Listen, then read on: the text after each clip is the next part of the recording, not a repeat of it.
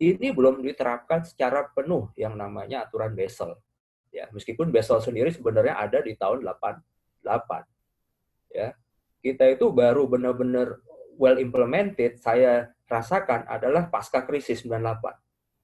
Jadi memang telat, Pak Ibu ya. Ya dulu tidak pertama, meskipun kita Basel 1 dulu, akhirnya 2 dan seterusnya. Tapi pelaksanaan ini baru berjalan setelah adanya Krismon ya, tadi aturan mengenai risk management. Waktu itu hadir pertama kali sertifikasi BSMR, ingat saya. Nah, tumbuhan di 2008 itu masih positif. 2020 ini per Januari Bapak Ibu ya, per Januari itu masih positif. Saya belum dapat, saya punya kajian ya, bahkan ini cenderung beberapa analisa ini akan mungkin di bawah 1 atau bahkan negatif. Ya, beberapa negara tuh bahkan kemarin terakhir saya lihat ada 3 negara yang masih positif, termasuk Indonesia. Mudah-mudahan ini benar.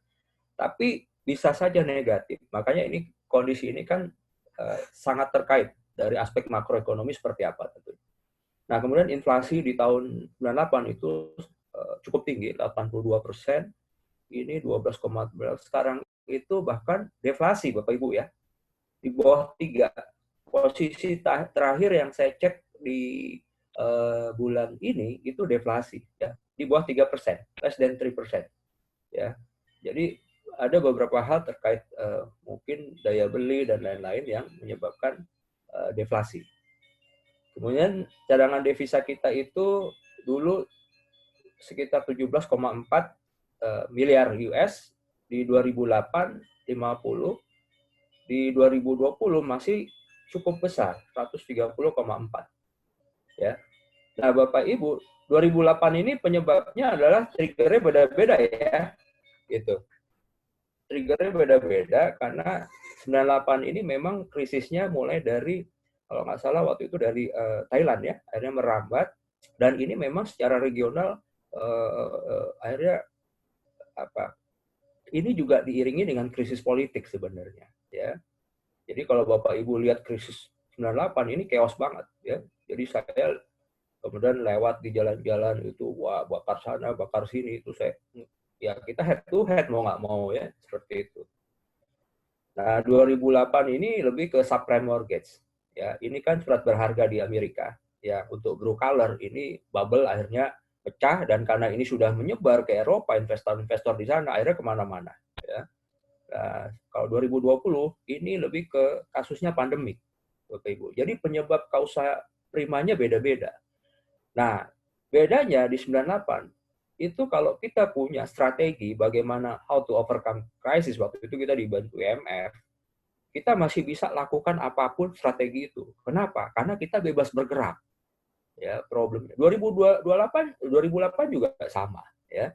Nah, problem di 2020 ini juga bagian dari risiko sebenarnya yang kita hadapi. Kenapa? Once kita punya suatu kita punya suatu strategi untuk mengatasi krisis ini, problemnya adalah satu, orang tidak bisa bebas bergerak. Ya, kita dibatasi, akhirnya WFH, yang mau nggak mau kita dipaksa tanda kutip menjadi hal yang sangat common. Ya, bahkan pola ini akan terbentuk ke depannya seperti ini. Saya pernah nulis di LinkedIn, itu udah 2 tahun, 3 tahun yang lalu, kalau nggak salah, saya punya artikel dalam bahasa Inggris.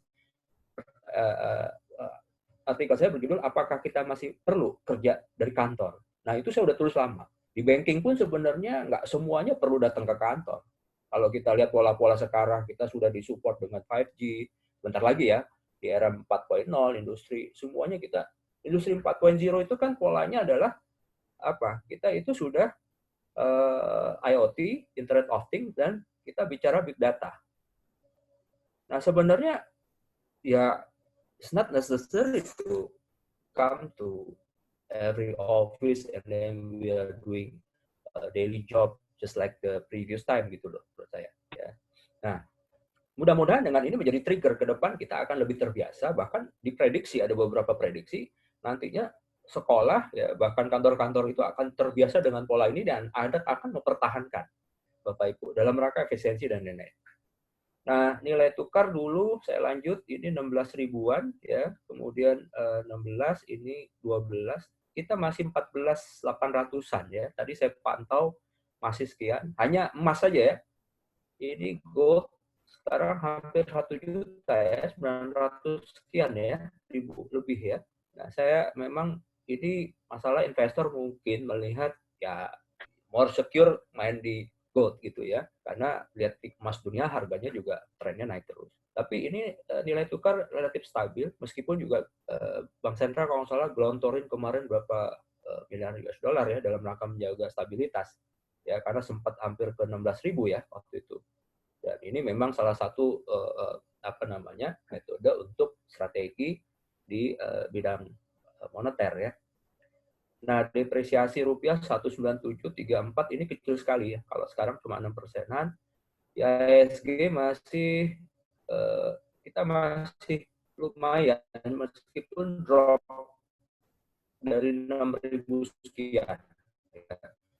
Ya, ini makanya dalam segi investasi Bapak Ibu, kalau saya bicara makroekonomi sedikit ya, sebagai makro prudential banker sekarang di BI, kita kaji sebenarnya bagaimana investor yang kalau kita bicara ini kan didominasi oleh investor-investor yang sifatnya kalau menurut saya portfolionya hit and run ya, mereka ini bermasalah lalu investasi itu biasa lah ya. Nah, makanya kan melihat kemarin ada beberapa SBN surat harga mana yang kira stable kondisi krisis ya. Nah, saya punya datanya. Nah, kalau kita lihat memang ke depan investasi kita arahkan lebih ke FDI tentunya, foreign direct investment. Ya, jadi kalau fintech saya juga beberapa investor dari RRT masuk, kemudian kita bentuk di sini, artinya ini lebih ke FDI. Mereka bawa modal, kemudian mereka juga invest di sini, dan nggak mudah seperti itu pergi seperti itu saja. Ya. Oke, kemudian ini kemudian NPL gross itu kalau sekarang masih lumayan nggak nyampe 5 juga ya, dan saya nggak tahu karena ini kondisi ini kita belum bicara nanti di semester kedua, triwulan kedua, ini baru ketahuan Bapak Ibu ya, dampak dari sekarang ini nanti akan kelihatan di sana. Suku bunga acuan juga masih sekitar ini, kemudian rasio terhadap utang pemerintah sekitar 30,2 ya utang. Nah, kalau kita lihat aturan, saya nggak tahu kemarin ada launching juga mengenai surat utang ya, pemerintah mengeluarkan bond. Tapi kalau kita lihat aturan bahwa utang pemerintah itu di undang-undang adalah 60% dari PDB kita. Ya, sepertinya belum sampai lah ya, threshold-nya seperti ini. Kemudian utang luar negeri ini posisi terakhir ini per April tentunya beda ya. Ini karena Januari. Nah, rasio transaksi devisa kita 8,6 di 98, kemudian 2008 sekian, dan 3,15 rasionya masih cenderung jauh di bawah 98. Sebentar saya stop share dulu. Oke, saya lanjut. Ini saya tadi share ini ya. Oke, kemudian ini adalah khusus kalau kita bicara fraud, Bapak Ibu ya. Kemudian saya 20 tahun di bank itu cukup akrab dengan namanya fraud. Jadi fraud itu banyak sekali, ini saya capture dari beberapa media online. Ya, kasus ini ada di di Bapak Ibu lihat ini ada di bank ini 7 bank ya, 7 bank, 836 miliar. Ini kalau nggak salah Rocket Edelweiss kasusnya waktu itu ya. Ini kasusnya adalah ini PO-nya fiktif ya. Kalau nggak salah PO fiktif ya. Kemudian kita bicara juga kasus di BTN waktu itu, ini saya lupa, ini deposito kalau nggak salah. Dan ini yang belum terlalu lama juga ya, sampai ini Deloitte juga diperkarakan. Kemudian S&P Finance ini ya terkait dengan ini yang di Bandung ya, kalau nggak salah TAB ya, Ahmad Al-Boting. Jadi Bapak Ibu, fraud ini kemarin saya juga ada pertanyaan dari kelas sebelumnya ya, seorang peserta tanya, Pak, potensi pandemik ini gimana dengan fraud? Kemudian bisa tambah nggak? Ya bisa iya, bisa enggak. Nanti kita bahas. Nah, ini juga kasus-kasus fraud lainnya saya coba kutip ya Bapak Ibu, bahwa di sini ada kasus di Surya Arta Nusantara ya, Bank BTN tadi ya, 110 miliar. Saya nggak tahu kasusnya ini seperti apa sampai sekarang. Kalau nggak salah dulu ada yang melibatkan OJK juga sebagai mediator. Kemudian di Ambon ini Bank BNI ya, ini sampai dengan 58,9. Ini kalau nggak salah melibatkan beberapa kepala KCP ya, Bapak Ibu. Dan di Bandung ini BJB fiktif ya, kredit fiktif. Nah, ini 4 kasus kredit fiktif BJB 10 tahun terakhir ya. Ini yang saya capture Bapak Ibu. Nah, jadi kalau melihat kasus-kasus fraud ini di 2019 ya, artinya ke depan banyak ya Bapak Ibu ya, kalau kita tinjau dari aspek manajemen risiko tentunya ya. Nah, kalau kita bicara dari risk management, nanti kita lihat lagi ya, karena sekarang banking itu ketentuan Basel ada total berapa? 8 risiko Bapak Ibu ya, sedangkan ada 3 main risk besaran risiko yang kita dari 8 ini ada 3 main risk-nya ya, yaitu operasional, kemudian kredit, dan market atau pasar. Ya. Nah, salah satunya juga yang dikhawatirkan adanya risiko likuiditas. Sebenarnya likuiditas ini bawaan karena dari risiko kredit juga, ya Bapak Ibu ya, boleh dibilang seperti itu. Oke, saya lanjut. Nah, ini contoh-contoh saja case-case ini. Sebenarnya masih banyak lagi kalau kita mau inventarisasi Bapak Ibu. Ya, dan ya mudah-mudahan bisa berkurang ya. Tentunya dari situlah perlunya penerapan manajemen risiko yang efektif dan efisien. Nah, oleh karena itu yang namanya permintaan ya pelatihan risk management kenapa tetap tinggi? Karena tadi Bapak Ibu, untuk menjaga ya apa yang disebut dengan risk awareness ya, risk awareness dan risk culture. Ini penting sekali. Budaya risiko dan ya kesadaran awareness akan risiko. Ini salah satu yang harus terus diterapkan. Kalau kita bicara culture nggak bisa hari ini kita ngomong kemudian kita terapkan efektif. Prosesnya nggak seperti itu. Ya, culture itu gradual, ya, gradually, pelan-pelan terus ditanamkan, ya, akhirnya terbentuk. Nah, saya yakin banking mostly sudah seperti ini, ya. Kalau kita bicara lembaga keuangan sebenarnya tadi ada banking, masa di fintech, ya, sama, ya. Saya juga menerapkan risk management di perusahaan gitu loh. Ya, kadang-kadang saya kontrol, meskipun saya tidak on daily basis saya harus datang ke kantor, tapi sekarang fintech itu karena memang pola kerjanya kita sudah semuanya teknologi based, Bapak Ibu, ya. Jadi dengan pandemi seperti itu buat kita it doesn't matter at all sebenarnya. Karena memang pola kerja kita seperti itu, Bapak Ibu. Ya, customer datang itu semuanya aplikasi, semuanya kita proses menggunakan, kita punya AI, artificial intelligence, semua kita pakai data-data, big data, ya, kemudian proses. Dan kita nggak bisa akses yang namanya, kita nggak bisa akses yang namanya BI checking, Bapak Ibu, karena kita bukan bank. Ya. Sekarang kita baru coba masuk ke FDC, Fintech Data Center. Nah, tapi kita harus bisa how to mitigate the risk. Gitu, ya. Potensi kandidat customer yang mau datang ke kita, ini benar apa enggak?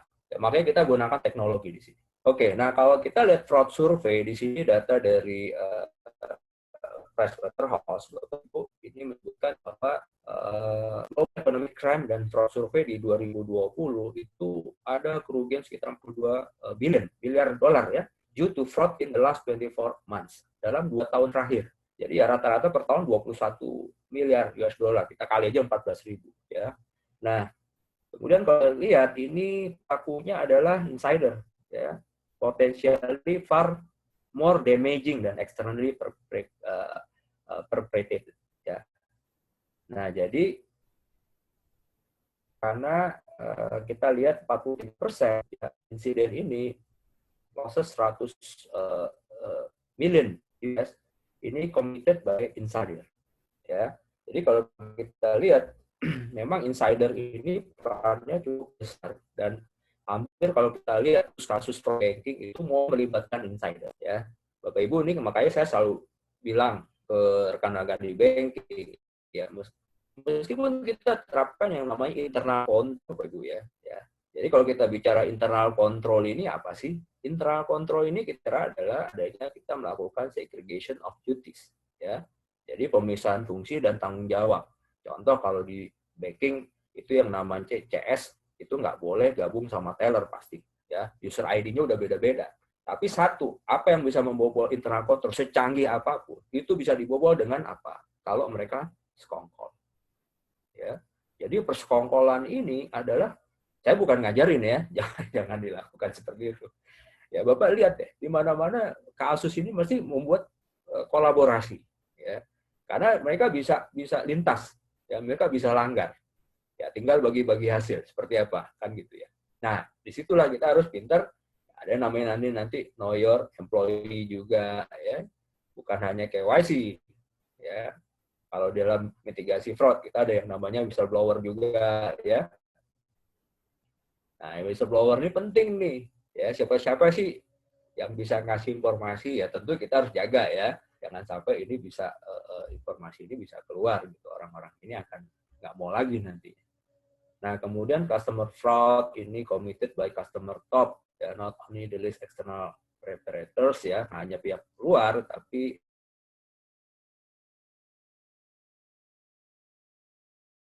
disruptive fraud ini juga oleh fraud dari PwC secara global, Bapak Ibu ya. Kemudian kita masuk lagi. Oke, saya delete dulu. Nah, saya langsung masuk ke di POJK nomor 39, Bapak Ibu, di tahun 2019 ini ada tentang penerapan strategi bagi bank umum ya. Kalau lembaga keuangan lain mungkin saya rasa bisa mengacu juga Bapak Ibu ya.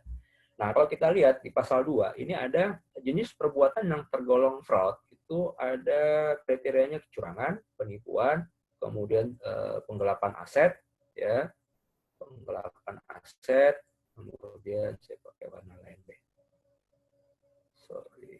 Ya, penggelapan aset, kemudian apalagi nih? Pembocoran informasi. Nah, ini hati-hati.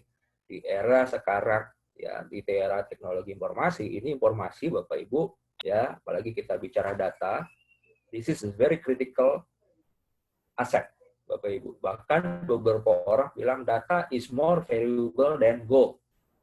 Jadi berhati-hati Bapak Ibu, ya. Jadi kita lihat kemarin, saya juga kemarin baru bicara mengenai cybercrime, diminta, ya.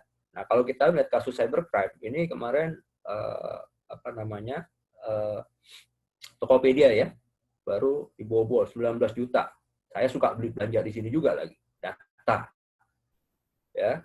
Ini hanya hackernya dia perlu untuk membobol password. Ya, password ini encrypted masalahnya, di-encrypt ya pakai algoritma. Nah, dia lagi cari hash masuk ke dunia hacker. Ada di situ di black market apa namanya di dark web namanya.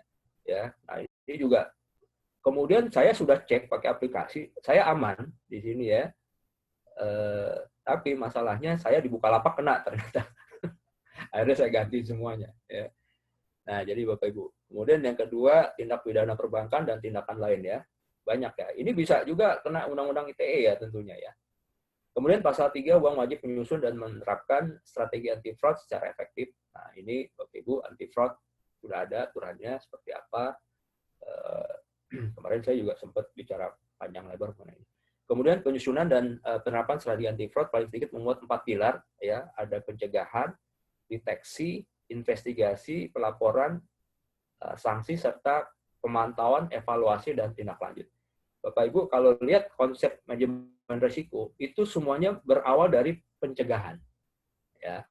Jadi kalau kita bicara risk management, nature-nya risk management itu adalah tindakannya lebih preventif. Ya, bukan kuratif. After the fact terjadi baru kita respon.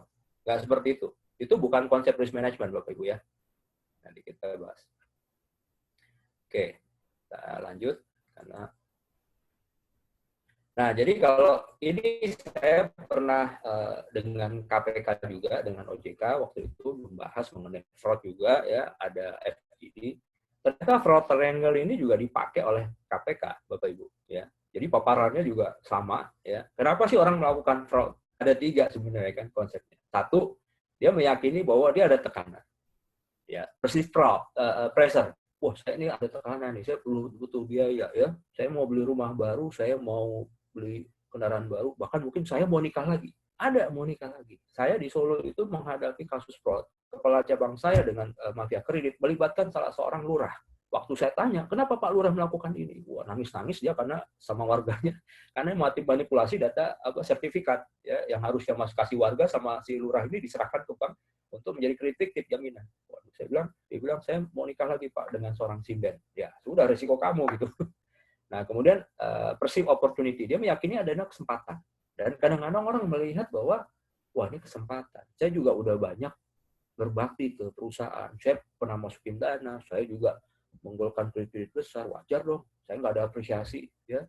Self esteem saya nggak dihargai gitu ya. Aktualisasi dari saya juga nggak ada. Nah ini masuk dalam konsep juga rasionalisasi. Jadi semua jadi rasional. Ya, oh saya melakukan ini, oh nggak apa-apa. Si X melakukan itu nggak ada punishment kok. Nah ini bahaya. Ya atau ya tadi saya toh saya pinjam ya. Nah dulu staf saya melakukan fraud itu bilangnya pinjam, Bapak Ibu ya, pinjam nanti dikembalikan. Ya pinjam apa? Ini yang namanya dormant account dipakai, Bapak Ibu ya, dormant account. Ya rekening tidur ini dia tahu, ya dia bisa analisa, wah ini nggak gerak, alasannya pinjam dikembalikan, ya emangnya uangnya mbahmu apa kan gitu ya. Nah, oke. Ini adalah kalau kita lihat strategi anti fraud kurang lebih seperti ini. Yang pertama tentu tone at the top. Jadi top level management, BOD, BOC ini tentunya menjadi salah satu tolak ukur Bapak Ibu ya. Once di situ sudah melakukan sesuatu yang tindak melanggar GCG ya, kemudian tidak ada integritas ya, kita lihat di salah satu perusahaan penerbangan kemarin ya. Saya nggak tahu tuh di bawahnya seperti apa. Kalau di atasnya sudah melakukan seperti itu. Kemudian yang kedua tentunya ada nilai dan perilaku. Nah, makanya tadi culture Bapak Ibu ini penting ya. Jadi budaya ini ya budaya jujur, malu ya, budaya macam-macam itu bisa ya menjadi suatu etik yang diterapkan secara bertahap. Nah, kemudian batas kewenangan kebijakan. Nah, tentunya di sini kita bicara kebijakan dan ketentuan. Ini policy. Ya, mungkin ada limit juga nanti yang membatasi wewenang orang di sini. Ya. Jadi kalau kita lihat mungkin kalau di bank ya antara KCP cabang utama cabang induk, cabang kelas ABC tentu beda dengan kanwil katakan. Ya, atau direksi pasti keputusannya limitasinya nggak sama ya karena tingkat risiko yang dihadapi juga berbeda. Oke, kemudian di sini ada pengelolaan kinerja kepatuhan. Ya. Nah, jadi kita bicara di sini masalah compliance juga. Ya, tentunya harus mentaati yang namanya good governance.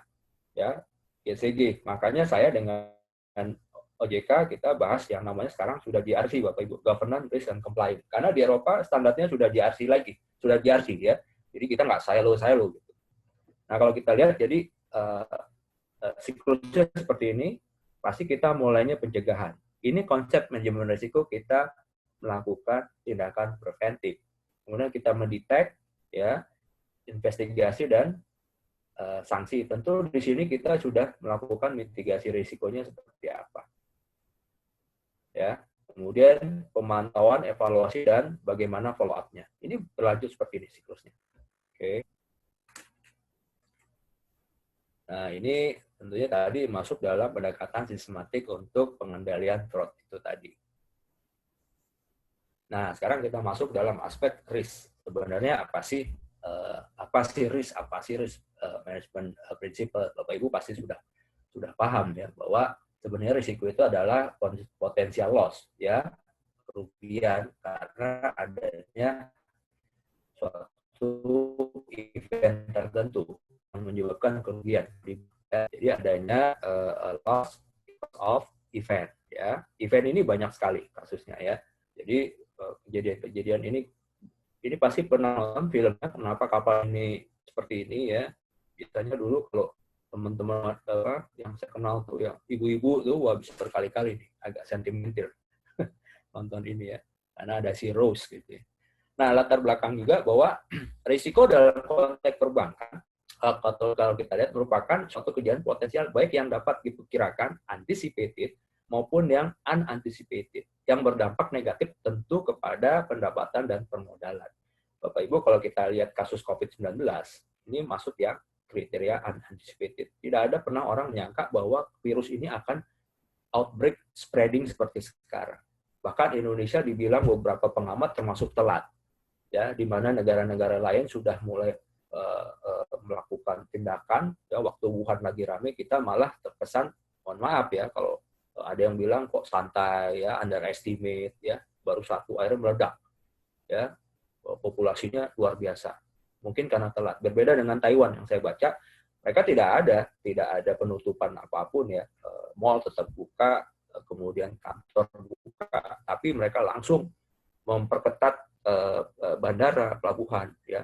Jadi mereka dari Wuhan itu tidak boleh masuk. Kemudian mereka sudah langsung physical social distancing dan pakai masker itu sudah dilakukan di sangat awal, sehingga sangat sedikit korbannya.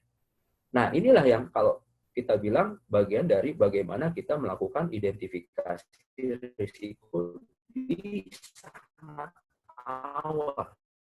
Taiwan ini salah satu wakil presidennya katanya pandemiologi, ya, mengenai pandemi. Saya nggak tahu lah, tapi mungkin ada korelasi. Tapi kalau saya bicara dari konteks risiko, itu adalah dilakukannya proses identifikasi risiko dengan baik, Bapak Ibu, ya.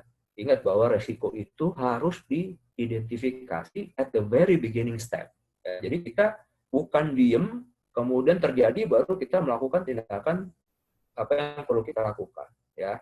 Itu bukan konteks risk management, ya. Oke. Nah, makanya saya masuk sini dulu, nanti kita bahas risiko. Kalau kita bicara banking,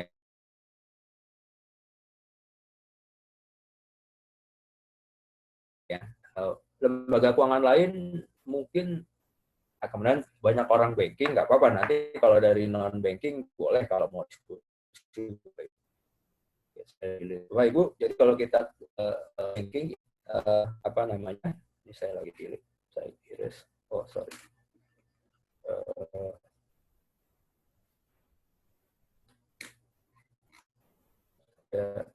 Koneksi saya lagi bentar.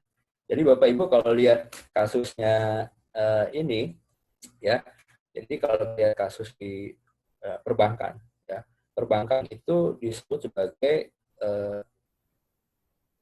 bisnis yang teknis, dan yang kedua banking itu highly regulated industry, Bapak Ibu, ya. Jadi kalau kita lihat banking ini memang dibilang sudah bisnisnya ngambil risiko.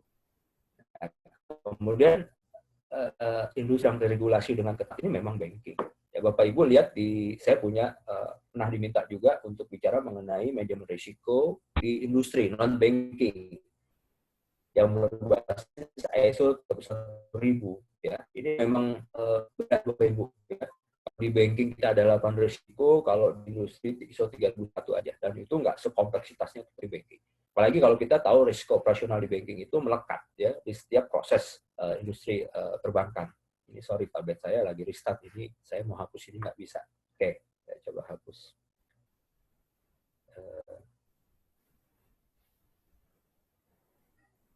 Oke, ambil jalan ya, saya next screen dulu.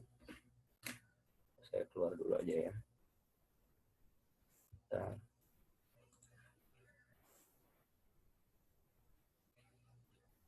Oke, sudah 4:30 ya. Baik Bapak Ibu, kemudian kalau kita lihat ini, ya, banking industri seperti ini. Nah, ini satu hal yang berkali-kali saya sampaikan di dalam forum-forum diskusi mengenai risk management, bahwa manajemen risiko bukan pemadam kebakaran, Bapak Ibu. Jadi konsep risk management adalah bagaimana mengidentifikasi risiko di paling proses awal. Potensi risiko itu apa yang akan muncul, kita harus bisa identifikasi. Nah, salah satunya memang terkait dengan COVID, ini pandemi ini tidak bisa diidentifikasi. Meskipun sebenarnya kalau kita lihat alurnya udah ada, waktu di Wuhan pertama kali, ya, itu Maret ya kalau nggak salah ya. Itu kita masih bebas di sini. Saya bahkan masih ngumpul di teman-teman teks saya, kita ngobrol direksi dengan komisaris di daerah Kuningan, ya, tidak ada pembatasan sosial sama sekali. ya menurut saya agak telat ya. Bahkan beberapa orang masuk dari luar negeri itu welcome ya. Ada yang habis acara keagamaan juga welcome dan tidak di-trace juga orangnya. Ini memang telat ya. Jadi konsepnya kita bukan pemadam kebakaran ya. Nah, kita terapkan juga ada risk culture dan awareness seperti ini ya. Jadi kenapa penting risk culture? Ya, karena setiap orang dari organisasi aware, Bapak Ibu ya, supaya aware ya, waspada. Bapak Ibu, saya sering bicara, coba lihat kasusnya Bank Sentral Bangladesh ya. Bangladesh itu bank sentralnya dihack sekitar 1,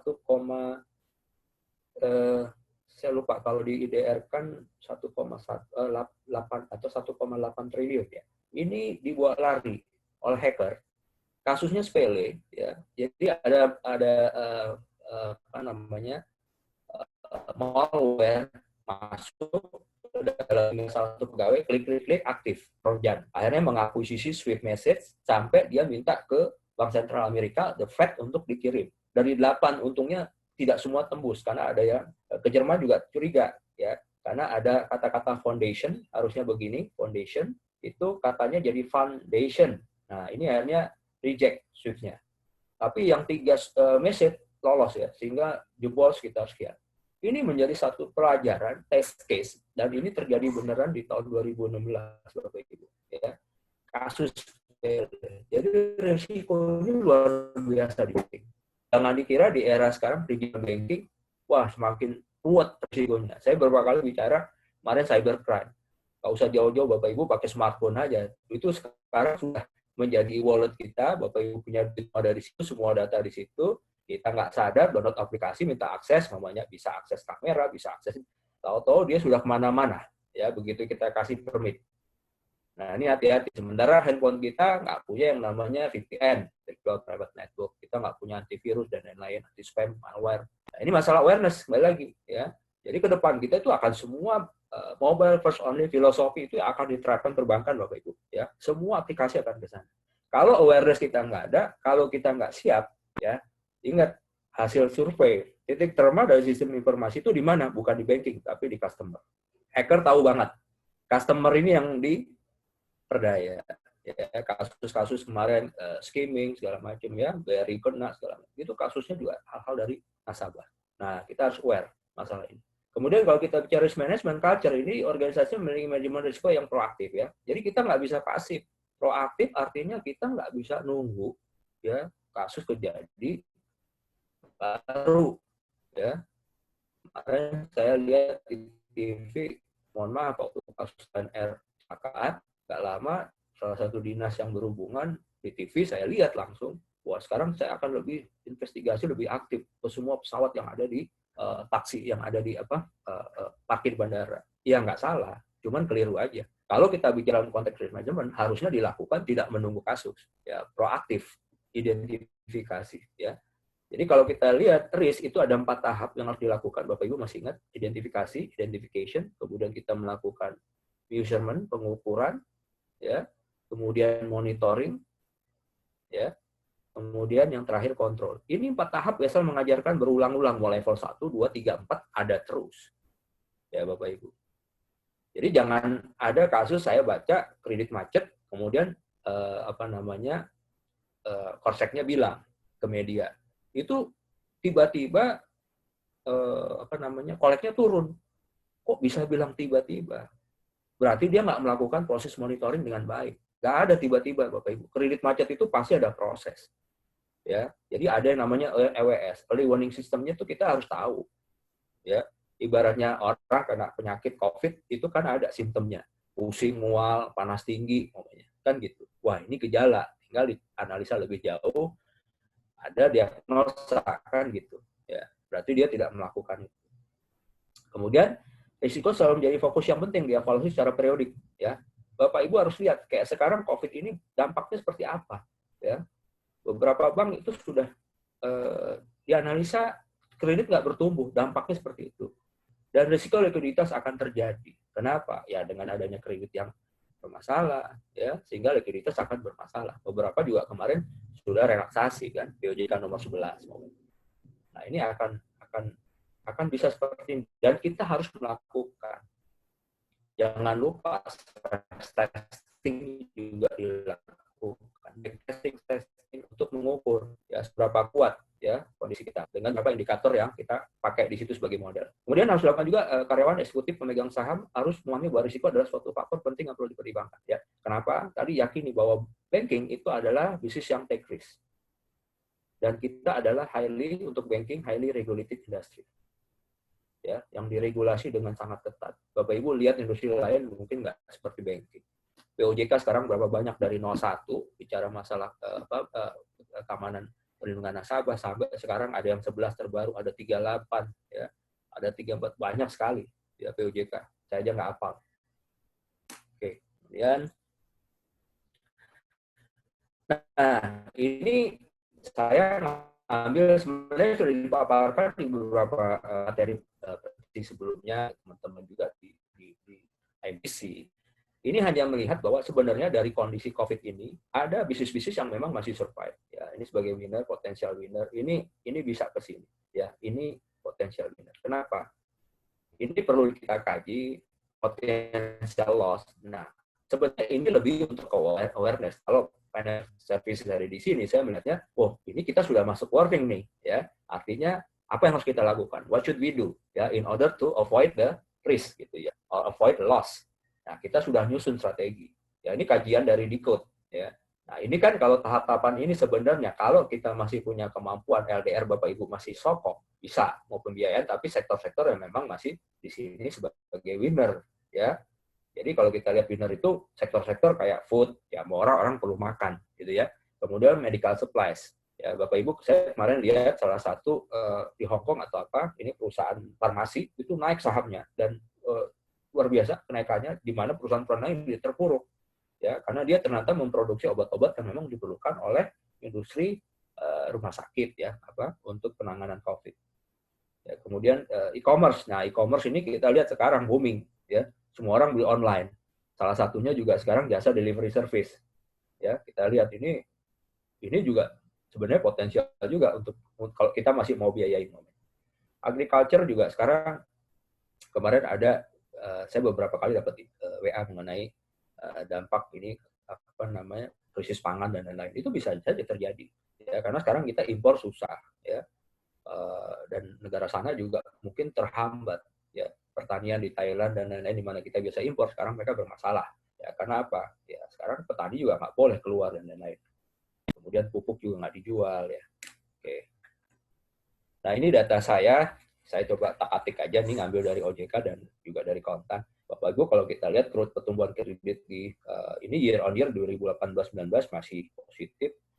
Ini sampai dengan triwulan 1 ya, ini Maret masih oke. Nah, kita nggak tahu DPK juga masih oke. Ini artinya LDR masih ideal ya, kalau seperti ini LDR-nya ideal. Kemudian NPL itu masih di bawah 5, ini gross kalau nggak salah. CAR juga masih bagus, jauh banget ya. Nah, kita nggak tahu, ini yang dikhawatirkan nanti di T2 Bapak Ibu 2020. Karena impact di April Mei ini nanti ketahuan di Juni. Karena saya belum, ya tentu data belum ada. Ya.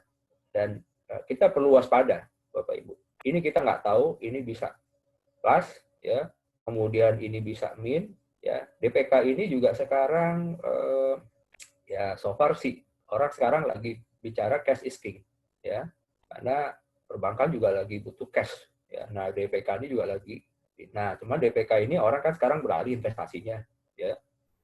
Kemarin kalau lihat harga emas juga naik sampai hampir 1 juta, ini kan berarti sudah ada shifting peralihan. Mungkin orang preferensinya lihat dulu lah atau di split.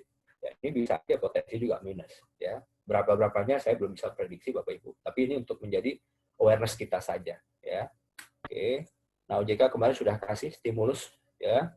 POJK 11 ini stimulus ekonomi, kebijakan counter cyclical dampak COVID ini supaya tentunya ekonomi tetap bertumbuh, ya. Karena kalau ekonomi nggak bertumbuh, ya semuanya ini sekarang pandemik ini kan pilihannya begini. Kita kalau didiamkan terus, makanya ada new normal, ya. Either the people will die because of the virus or on contrary die off because of another people, ya, committed to crime, ya, because the hunger people they cannot stand anymore, ya. Di India kan begitu, ya, di lockdown ada yang bilang, saya baca di media, ya saya kalau lapar saya bisa membunuh. Nah, ini kan dua hal yang sangat wasimalakama ya. Nah, kita lihat di berita Kompas juga, saya kutip, ini ada 65 bank yang sudah memberikan keringanan kredit bagi debitur COVID dengan total 113 triliun per 26 April. Bapak Ibu, ini artinya dampaknya adalah tentunya nantinya ke cash flow perbankan juga, ya, karena yang biasanya deras ya cash in-nya ini akan berdampak. Dan ini juga tetap saya baca ketentuan OJK SHK 71 juga tetap diterapkan terhadap mereka yang sudah dibantu tapi bermasalah. Ya, artinya CKPN Bapak Ibu juga akan tetap mengalir. Ya, dan CKPN ini akan juga berdampak kepada permodalan. Ya, jadi banyak hal ya. Ini yang perlu diantisipasi dari aspek manajemen risiko, tentunya risiko tadi ya yang saya sampaikan perlu banget kita antisipasi ke depan. Nah, ini adalah kajian 3 besaran risiko yang kemungkinan ke depan terus kita antisipasi dengan baik. Ya, likuiditas tentunya. Kenapa? Tadi cash inflow-nya bermasalah. Nah, ini mudah-mudahan tidak terjadi seperti 98. Ya, 98 itu beda sekali karena chaos. Ya, itu faktor politik. Jadi tidak ada trust lagi ke banking atau industri financial industry sebagai financial intermediary, Bapak Ibu. Ya, jadi kalau kita bicara bisnis di financial industry, semuanya adalah trust business. Once saya nggak trust, bank apapun saya nggak akan taruh. I would not deposit my money, kan gitu ya. Kan gitu. Nah, kalau kita nggak ada likuiditas, gimana kita mau ngasih kredit, kan gitu masalahnya. Nggak bisa juga. Ya, kita harus lihat juga LDR kita nanti. Nah, kemudian ini so far ya semoga enggak, dan memang masyarakat nggak sampai melakukan ini. Beda lah ya kasus-kasus yang. Kemudian kalau kita bicara market, ini penyebabnya adalah 2 ya, perubahan karena indikator market pasar yang biasanya dengan interest rate ya, nilai tukar atau suku bunga. Interest rate sudah bisa ditekan di bawah 15.000 sekitar 14.800. Ini kemarin intervensi dan awalnya memang panik aja, masyarakat borong dolar dan sebagainya ya. Saya lihat sudah sempat hampir 16 ya. Saya juga suka kadang-kadang ya belilah dikit-dikit. Nah, tahan dulu deh gitu. Nah, exchange rate juga sekarang masih stable ya, artinya karena apa? Biasanya sebagai kontrol ya, BI melakukan ini 7 days repo kita naik itu karena inflasi biasanya kan, dan maka inflasi ini kan bagian dari open market operation, naikin lah nanti ya dengan surat berharga gitu ya. Nah, kredit ini yang kita khawatirkan tadi unpaid ya, ini akan menimbulkan NPL. NPL dampaknya kemana-mana. Nah, begitu unpaid, kredit akan lari ke sini juga, likuiditas masalah ya. Nah, NPL raise ini tentunya CKPN. Ya, ini juga akan menguras ya Bapak Ibu. Ya. Jadi kalau kita lihat modal di banking, kalau kita mau ekspansi kredit, tentu saya harus bicara DPK ya. Tapi kalau saya mau bicara modal untuk apa? Cover risk, kan gitu. Cover risk. Ya, risk covering. Ya. Jadi modalnya hati-hati ya. Sekarang modal perbankan juga sudah mulai, saya rasa pasti nanti ada berdampak juga ya kalau keluar di triwulan 2 nanti. Oke. Nah, kemudian ini sebenarnya saran OJK juga ya. What banking should do ke depannya melakukan identifikasi terutama dari sektor real kinerja masing-masing debitur perbankan. Nah, ini kan nggak semuanya juga Bapak Ibu melakukan tadi relaksasi ya dalam counter cyclical, kan ada industri tertentu ya.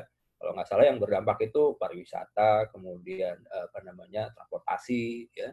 Tidak semuanya. Saya juga kemarin di fintech begitu dengan OJK. Ada orang mau bawa ini dikit-dikit, ini kasusnya force major nih, mau dibebasin semuanya, ya nggak bisa begitu. Ya tetap kalau lihat ketentuannya di POJK 11 harus mengadaptasi masalah prudential banking juga ya, karena ini jangan sampai orang bermain akhirnya ya dia bermain di sini ya, blessing in disguise, dia mencari sesuatu manfaat gitu ya di balik pandemik ini. Wah ini masalahnya ini nih. Ya, sehingga saya bisa dong dibebaskan utang-utang saya. Ya nanti dulu, case by case kan gitu.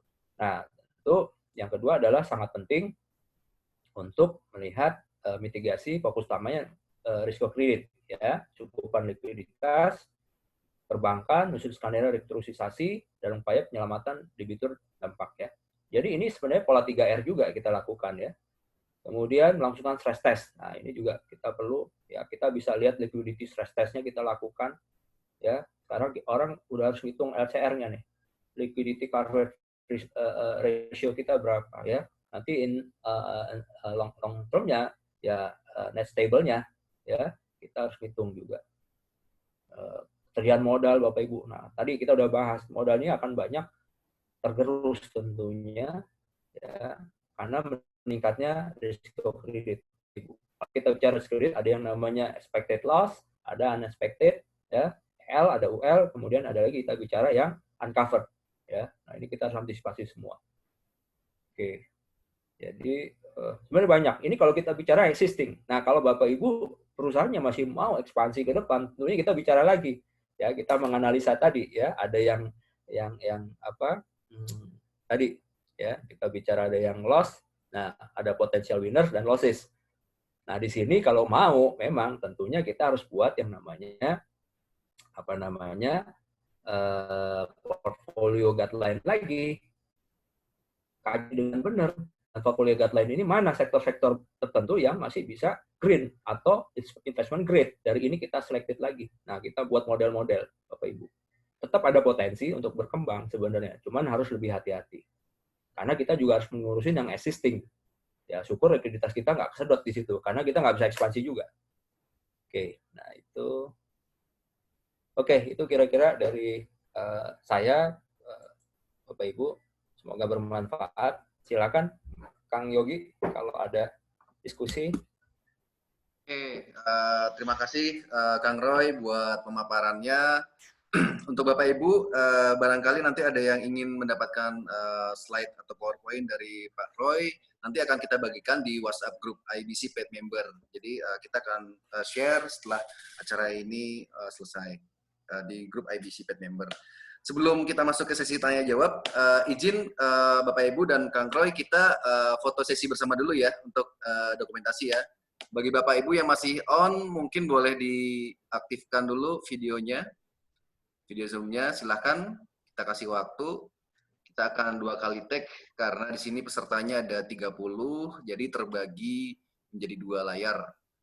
Bu Emil, apakah masih on? Pak Oktris, Pak Henry, Pak Suryo, Pak I Dewa Gede, Pak Toto Sutopo, jika masih on dan bisa mendengar suara saya, boleh dinyalakan dulu kameranya. Dokumentasikan. Pak Suryo, masih aktif? Oke. Saya hitung sampai 3 ya. 1, 2, 3. Oke, sesi yang kedua ditunggu dulu. Sebentar, saya simpan dulu hasil fotonya. Oke. Ya, kita masuk ke foto yang berikutnya. Di sini ada Bu Vero, Bu. Oke, Pak Suryo, apakah on? Dan Pak Probo, kalau masih on, boleh dinyalakan lagi kameranya. Oke, dalam hitungan ketiga, 1, 2, 3. Oke, ya terima kasih buat Bapak Ibu untuk dokumentasinya, nanti akan kita bagikan di forum IBC Paid Member. Oke, berikutnya di sini kita masih punya waktu sekitar 40 menit lagi. Kita akan coba buka sesi tanya jawab.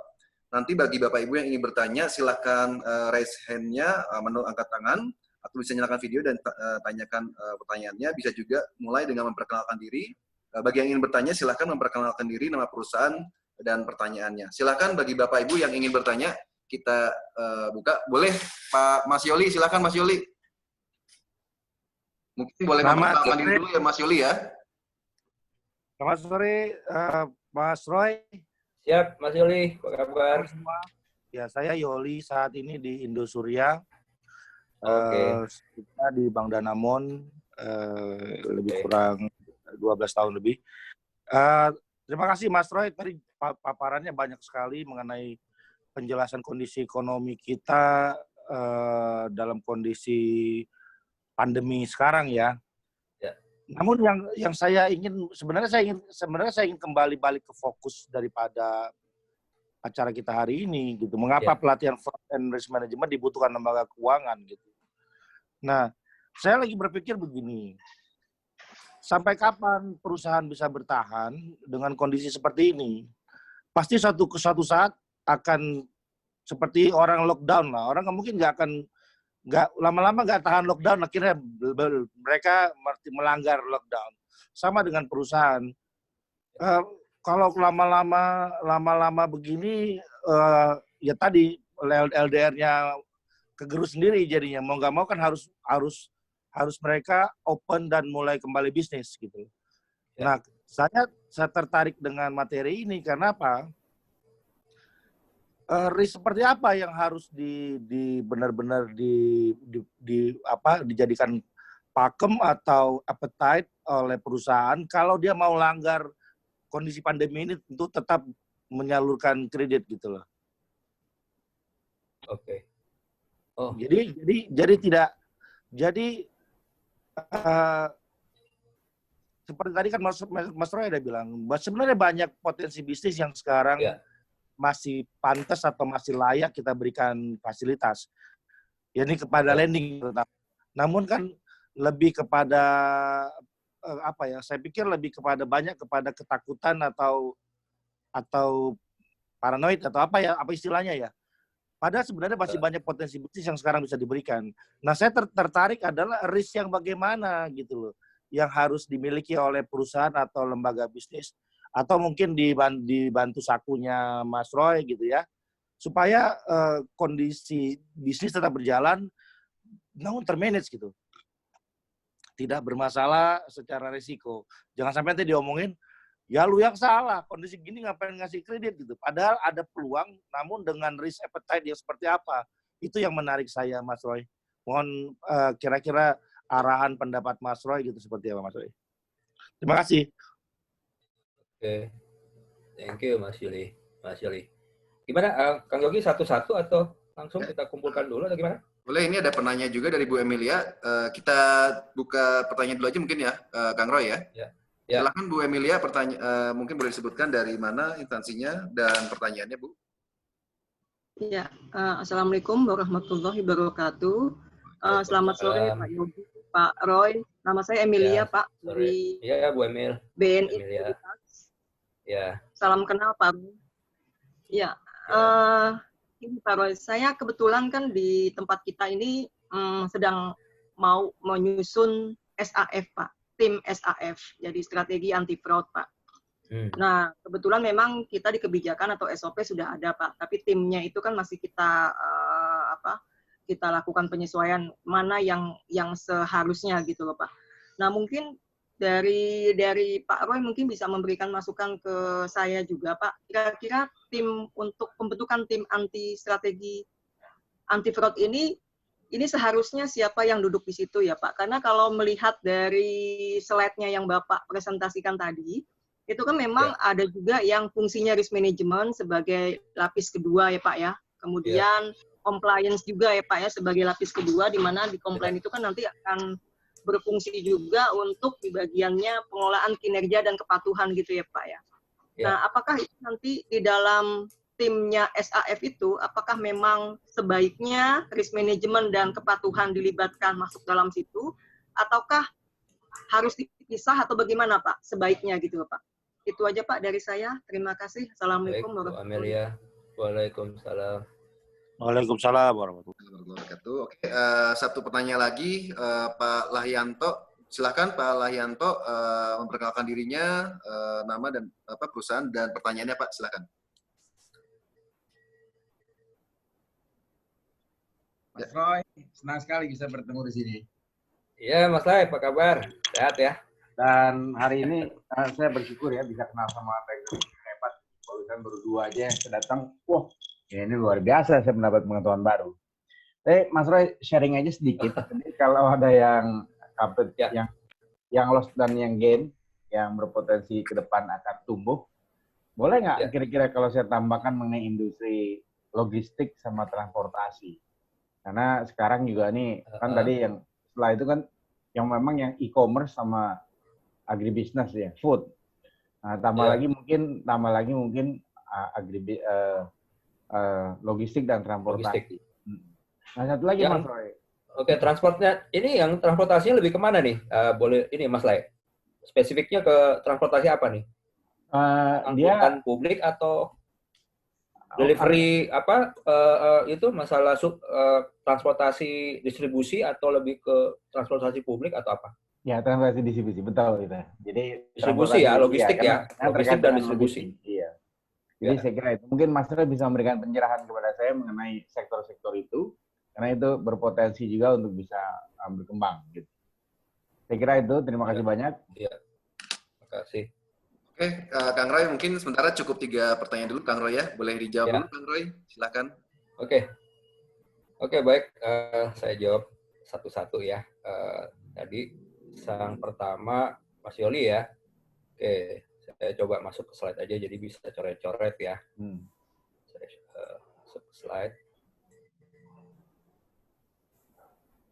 Oke, pertanyaannya kapan pemahaman perusahaan bisa bertahan, risiko apa yang harus dipakai dalam kondisi pandemi seperti ini.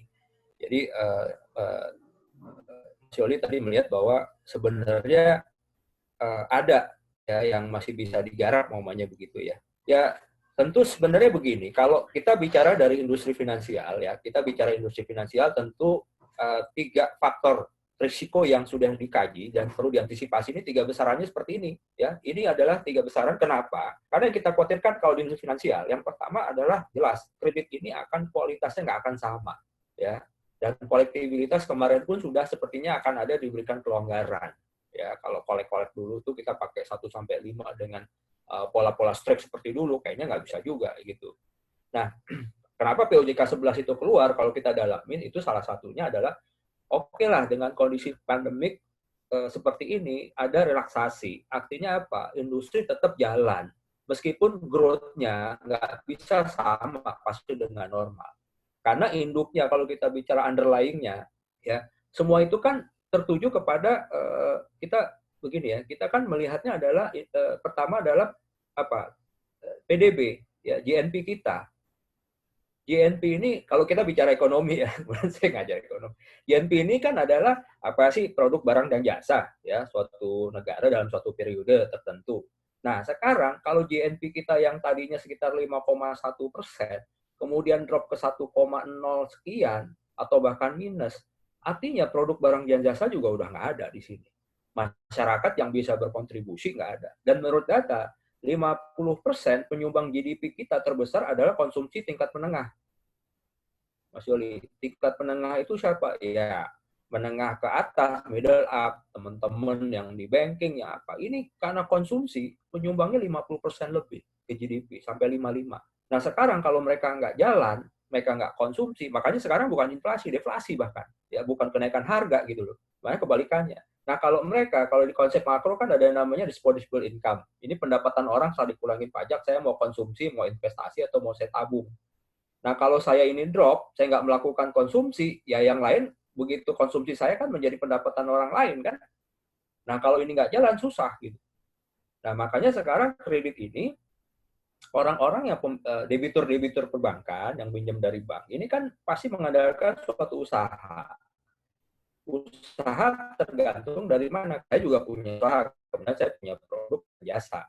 Nah, kalau nggak ada orang, demand itu nggak datang, ya supply saya kan nggak akan berkurang, ya demand turun ya supply saya tetap ya konstan. Artinya saya nggak bisa. Nah, berarti di sini salah satunya income saya akan bermasalah, ya kan? Nah, kalau income bermasalah, kreditnya akan terganggu yang bank-bank kasih itu. Nah, kalau ini nanti pembayaran pokok dan bunga ini nggak direlaksasi, ini akan menambah kemacetan.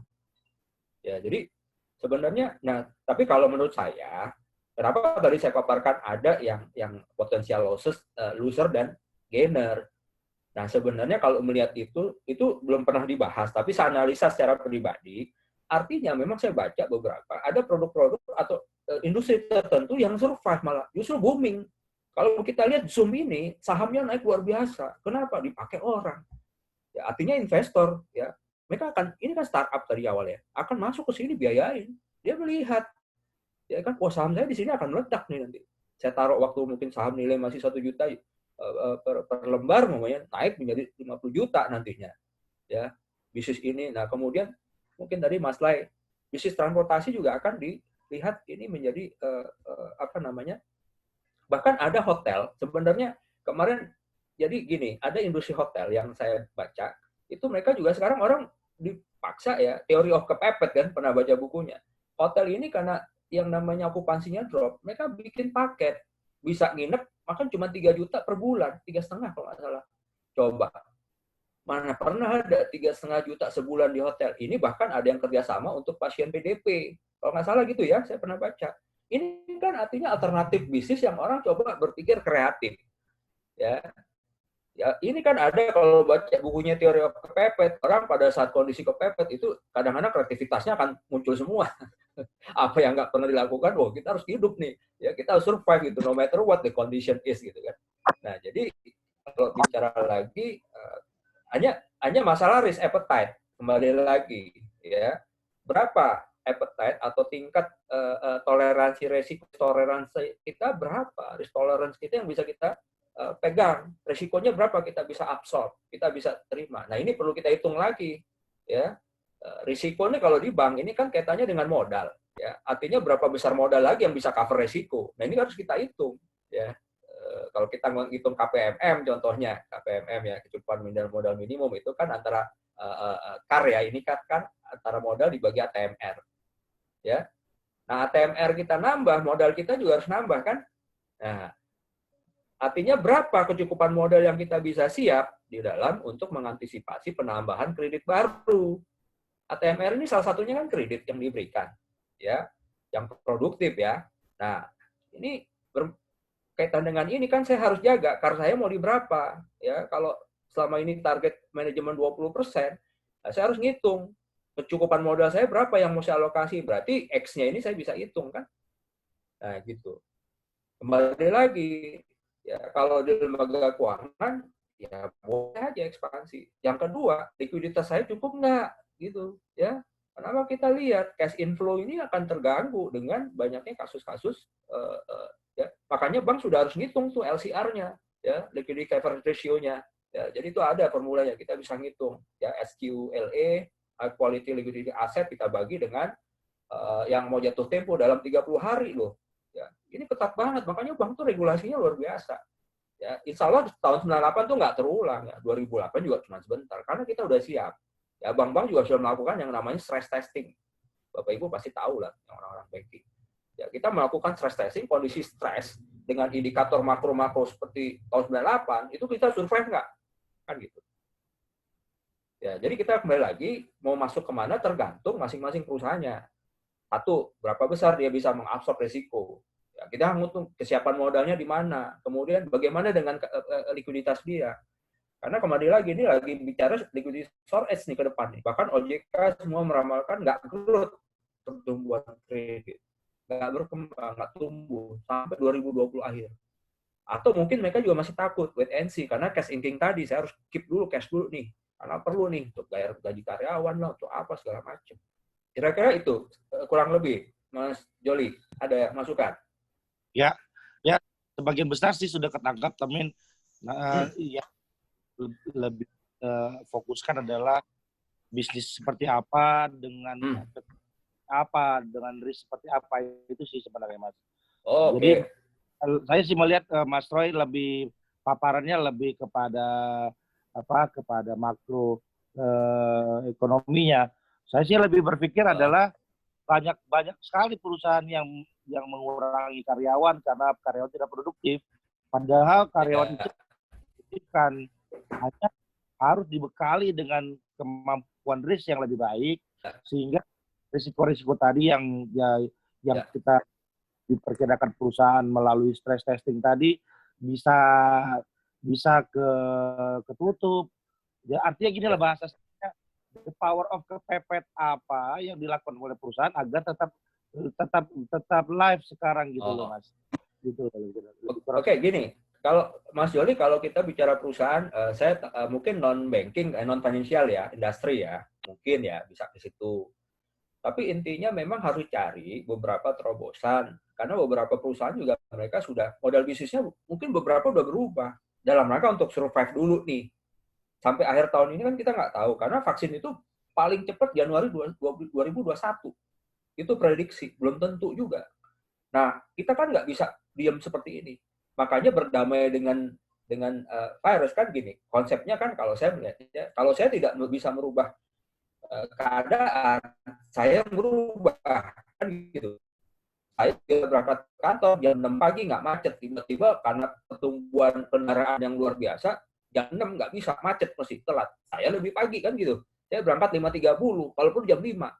Ini yang harus dilakukan masyarakat sekarang in order to survive gitu. Jadi kita nggak bisa ngomel terus kita di rumah berbulan-bulan sampai kapan gitu. Ya kita harus survive kan.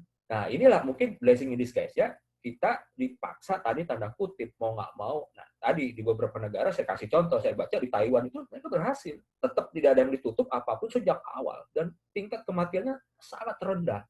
Kenapa? Karena mereka sudah mitigasi risiko dari awal. Tidak menunggu begitu ada gempa di Wuhan, mereka sudah langsung proteksi. Ya, katanya karena wakil presidennya ahli pandemologi. Saya nggak tahu lah ada korelasi apa enggak. Tapi ini bisa jadi benchmark kan ke depan. Kita bisa benchmark. Artinya bahwa kenapa dia bisa, kita harusnya bisa. Ya, saya nggak tahu orang sana lebih gampang diatur mungkin ya. Kalau di sini mungkin nggak tahu sekarang aja. Nah, artinya tetap jaga jarak, tapi kan ke depan Juni ini mau dibuka lagi pelan-pelan. Ya, tinggal masalah tadi ya aturan-aturan tetap dipahami. Kembali lagi kalau bisnis apa, menurut saya dari beberapa bisnis industri tadi yang Mas Lai bilang bahwa mau ditambahkan logistik, transportasi, ya itu salah satunya memang akan jalan. Ya mau nggak mau transportasi dalam arti tadi bukan transportasi publik ya, tapi transportasi lebih ke logistik, ya kan? Kan orang perlu, ya makanya kan pada saat PSBB kan logistik boleh lewat tetap. Kenapa? Ini jalur distribusi dalam rangka untuk ketahanan pangan masyarakat. Kalau ini stop ya susah nanti semuanya.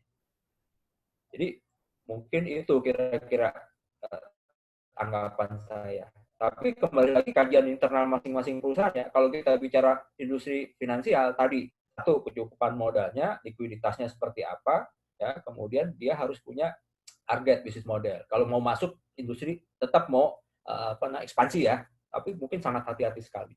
Ya, growth-nya makin kecil saya rasa ya. Tapi orang pasti nyoba. Nggak mungkin dia mau zero growth juga susah kondisinya. Mau nggak mau ya harus dikurangin ya biaya operasional ya gitu kira-kira ya Mas Yoli. Baik Mas Roy, terima kasih Mas Roy. Terima kasih ya. Oke, kemudian Bu Amelia. Nah ini kalau kita bicara strategi anti fraud ya, saya juga ada pertanyaan-pertanyaan gini. Kemarin beberapa bank tuh mau buat yang namanya risiko saya coba coret-coret ya. Ini sebenarnya saya nggak ada di sini materi saya, tapi gini, saya tertarik. Tadi yang Ibu maksud adalah kita bicara yang namanya three lines of defense dalam konteks risk management ya, Bu ya. Jadi mungkin teman-teman yang di luar risk ya, ada namanya three lines of defense. Nah, three lines of defense ini pertahanan 3 ya. Jadi kalau kita bicara yang first line-nya itu siapa? Business unit. Second line-nya siapa? Ada risk, ada compliance. Betul? Di 3 baru kita bicara Sky. Saya waktu dengan OJK, saya bilang ada fourth line kita buat juga, ya melibatkan pihak eksternal dan lain-lain. Nah kalau saya strategi anti fraud gini, Bu, kalau kita bicara identifikasi risiko, ya identifikasi risiko mau fraud atau apapun, ini kita harus pahami dulu. Ini harus ada di mana.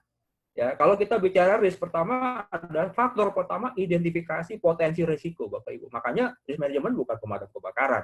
Nah, siapa yang harus bisa mengidentifikasi potensi risiko? Tentunya ada di first line. Ya, jadi saya sering tuh dengan teman-teman BRI juga waktu itu. Pak Roy, ada orang risk di first line gimana? Ya, saya sih nggak apa-apa, tapi risk awareness teman-teman di sini nanti nggak ada. Ya, karena risk culture, risk awareness ada di semua lini, termasuk business unit. Orang yang paling tahu potensi fraud di bisnis unit adalah mereka sendiri. Contoh saya di cabang.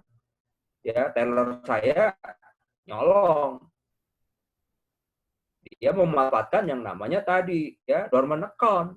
Coba orang luar nggak mungkin tahu, orang risk kantor pusat datang ke situ juga ini dormant account. Tapi kita sebagai orang cabang, kepala cabang harusnya kita identifikasi. Ini potensi jadi fraud karena terbuka. Nggak pernah ada transaksi. Tiba-tiba kok ada mutasi. Ya, ini apa dipakai?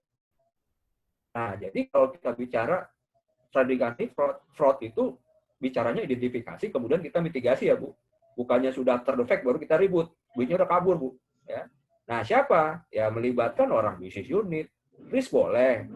Jadi cross functional team aja.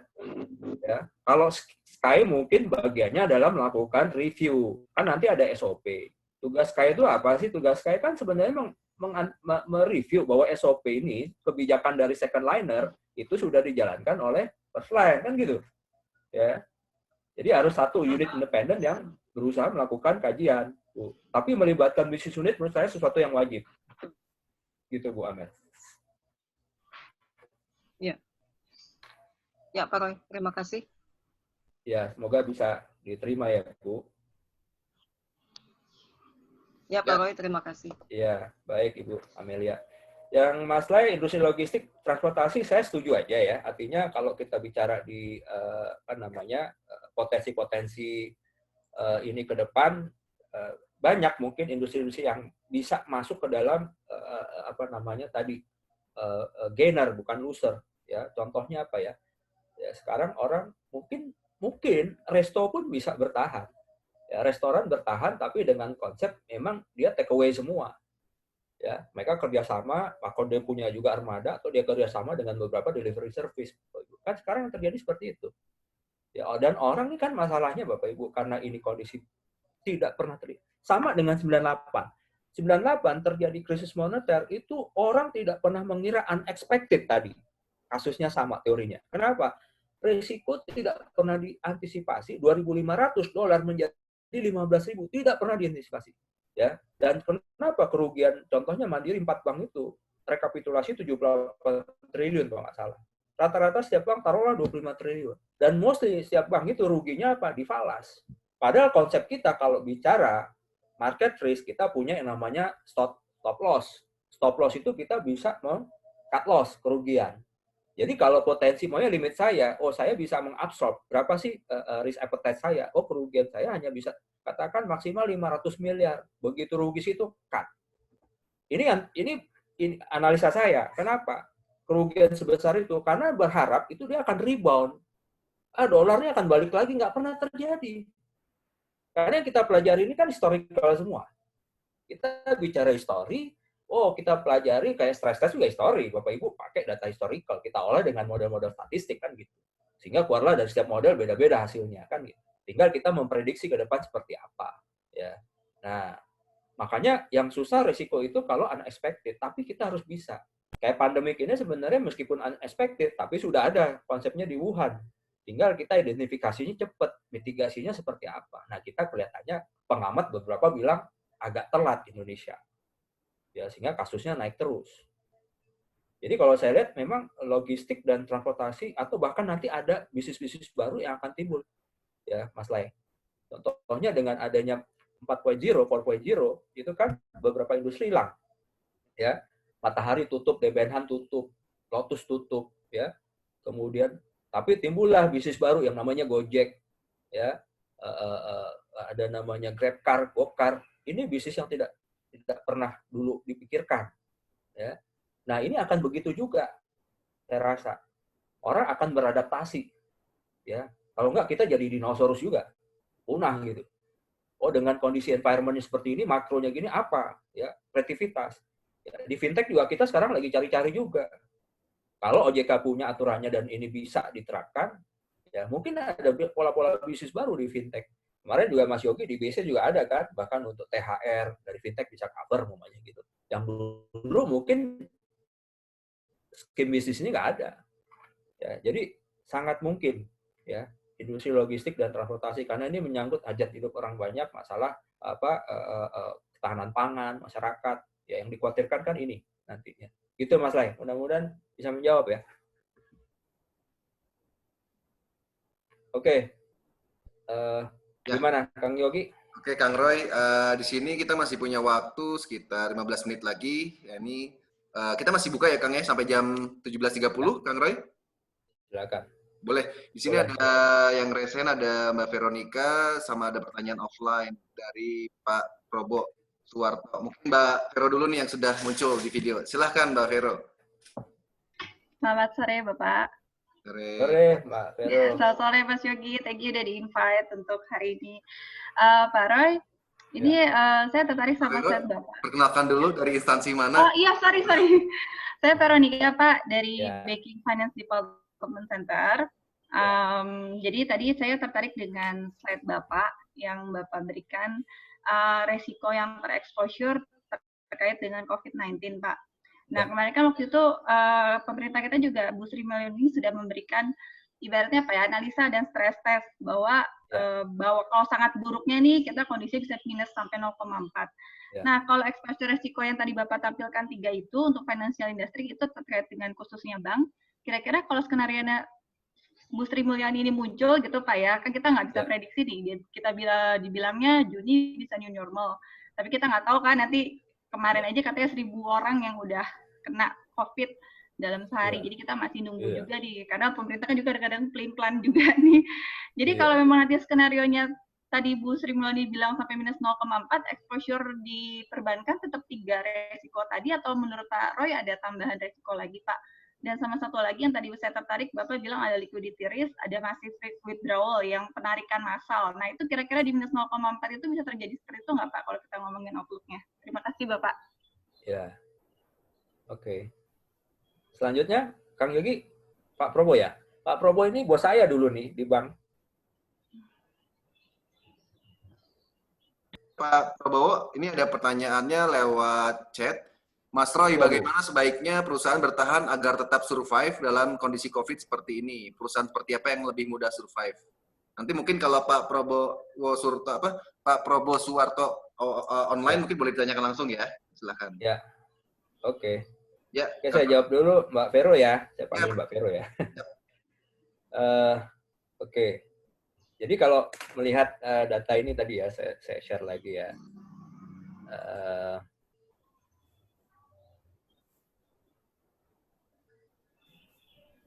Ini memang ya ini kan sebenarnya kajian saya juga mengikuti beberapa kajian dari beberapa tempat dan saya lihat-lihat, saya kaji juga secara internal, memang potensi 3 resiko inilah yang paling mungkin untuk lembaga keuangan saat ini. Nah, kalau kita bicara umpamanya bagaimana dengan kalau skenario terburuk ya, worst case-nya adalah PDB economic growth kita minus 0,4 ya. Ini seperti apa gitu ya? Apakah orang bisa juga melakukan trust ya? Terus kemudian financial industry apalagi yang ada di sini ya? Jadi gini, Mbak Vero, jadi kalau 98 sebenarnya saya pelaku industri, saya ngalamin langsung ya, teman-teman di sini mungkin ada juga. Jadi kalau kita bicara 98 ya, nah tadi saya ulang lagi bahwa kenapa orang melakukan trust, ya, saya melihat kenapa? Clearing itu hal yang biasa di sini. Ya, neraca clearing saya lebih banyak tarikan daripada yang nyetor kan gitu. Besok saya menang lagi, toh tinggal di cover kan sama tabungan saya di saya punya apa namanya GWM dan lain-lain. Nah, kalah clearing ini langsung bergaung dan rame ya, langsung orang rush ini banknya akan dilikuidasi. Nah, masalahnya di sini trust ini udah drop banget ya, nggak ada trust. Kenapa? Karena chaos, dari sisi politik juga chaos. Jadi susah, environment-nya beda. Nah, kalau saya melihat sekarang, mau 0,4, karena gini, orang juga akan melihat, tidak hanya kita yang minus. Ya, bahkan kemarin kita termasuk 3 yang bertahan, masih plus, positif pertumbuhan, growth-nya. Ya, ada Cina bahkan minus. Kita, siapa lagi ya? Saya lupa ya. India atau mana ya? Tapi gini, kan masyarakat akan melihat, oh secara global, dunia juga begini. Jadi bukan suatu alasan. Yang kedua, akan dilihat juga apa action-nya dari pemerintah. Ya, kalau ini kan kemarin dolar juga gejolaknya langsung drop di bawah 15.000 karena langsung BI melakukan intervensi market dan kemudian OJK dengan POJK 11. Ini salah satu sebenarnya real action yang udah dilakukan pemerintah yang membuat supaya pasar itu nggak semakin panik, akhirnya ya distrust ke pemerintah. Menurut saya udah tepat. Bahkan pemerintah udah gelontorin juga 415 triliun. Ya kan?